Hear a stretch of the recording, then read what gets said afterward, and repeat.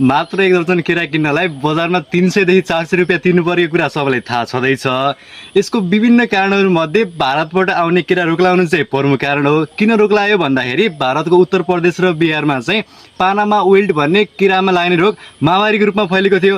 हो त्यो रोग चाहिँ नेपालमा पनि नफैलियोस् भन्नको लागि plant quarantine and pest management सेन्टरले नेपालमा रोक लगाएको हो। आज म त्यही पानामा विल्ट जुन संसारभरि केराको लागि चाहिँ एकदमै महामारीको रूपमा फैलिएको रोग छ त्यसैको बारेमा, यसको इतिहासदेखि महामारी र व्यवस्थापनको उपायको बारेमा कुरा गर्नेछु। पानामा विल्ट बनाना चाहिँ मुख्यतया माटोमा बस्ने फ्युजारियम अग्जिस्पर्म एफएसपी क्युमेन्स नामको ढुसले गर्दा लाग्छ। इन्ट्रेस्टिङ कुरा के छ भन्दाखेरि यो ढुसी एकचोटि माटोमा प्रवेश गरिसकेपछि करिब 30 देखि 40 वर्षसम्म पनि माटोमै बसिरहन सक्छ र ढुसी एउटै भए तापनि यसको आक्रमण गर्ने क्षमता फरक फरक हुन्छ, जसलाई वैज्ञानिक भाषामा रेसेस भनिन्छ। हालसम्म यो डिजिजको चाहिँ 4वटा रेसहरू डेभलप भएको छ। पहिलो रेस 1ले चाहिँ ग्रोस मिसेल जातको केरालाई संसारबाट सङ्घा पारेको थियो र हालसालै ट्रोपिकल रेस 4ले चाहिँ क्याभेन्डिस समूहका जुन केराहरू छ त्यसलाई चाहिँ सखा पारेको छ। र क्याभेन्डिस भनेको चाहिँ एउटा केराको समूह हो र क्याभेन्डिसभित्र चाहिँ प्रसिद्ध जिनाइन, विलियम, क्याभेन्डिस ड्वाफ जस्ता विभिन्न किसिमका पपुलर जातहरू पर्छन् र यो केरामा चाहिँ एकदमै महामारीको रूपमा फैलिएको छ। यसको लागि चाहिँ हामीले दुईवटा कुरा बुझ्नुपर्छ। पहिलो भनेको कोलोन र दोस्रो मोनोकल्चर।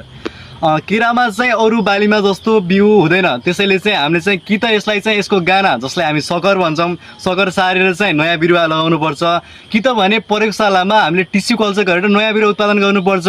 यसरी उत्पादन गरेका बिरुवाहरू जुन बिरुवाबाट उत्पादन गरियो त्योसँग 100% डिएनएमा आइडेन्टिकल हुन्छन्। त्यस कारणले पनि यो रोग कुनै एउटा बिरुवामा देखिसकेपछि अर्कोमा देखिने सम्भावना एकदमै हाई हुने भयो। जस्तो कि टिकापुर कैलालीमा जिनाइन केरामा चाहिँ पानामा विल्ट देखियो भने चाहिँ त्यसरी चितवनको जिनाइन केरामा पनि यो रोग सर्ने सम्भावना एकदमै प्रचुर हुन्छ। र अर्को कुरा भनेको मोनोकल्चर हो। मोनोकल्चर भनेको एउटै जात लगाउने प्रविधि।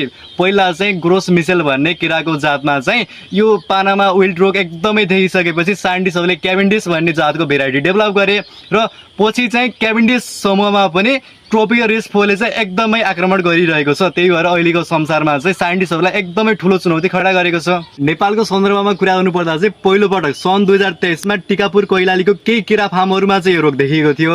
त्यस सँगसँगै नवलपरासी पश्चिम र चितवनका केही फार्ममा पनि यो देखिएको थियो। र आजभोलि चाहिँ यो तराईका जुनमा क्याभेन्डिस समूहका केराहरू खेती गरिन्छ त्यसमा चाहिँ एकदमै चुनौतीको रूपमा बनेको छ। अब यो चाहिँ कसरी सर्छ भनेर बुझौँ है त। यो चाहिँ सङ्क्रमित बिरुवाहरूबाट नि सर्ने सम्भावना हुन्छ। त्यसै गरी यो चाहिँ सङ्क्रमित माटोबाट सर्छ, किनकि यो माटोमा मुख्यतया बस्ने ढुसी हो।